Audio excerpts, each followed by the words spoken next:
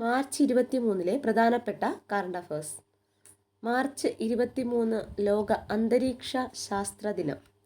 കേരള തീരത്ത് കണ്ടെത്തിയ പുതിയ ഇനം പവിഴജീവി ഡിപ്ലാസിയ ഫാവസ് എന്ന കോറലുകൾ കണ്ടെത്തിയ മേഖല വിഴിഞ്ഞം.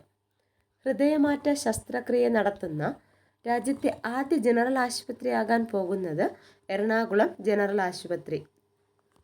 59ാമത് ജ്ഞാനപീഠം പുരസ്കാരത്തിന് അർഹനായത് വിനോദ് കുമാർ ശുക്ല. ജ്ഞാനപീഠം പുരസ്കാരം ലഭിക്കുന്ന 12ാമത്തെ ഹിന്ദി സാഹിത്യകാരൻ.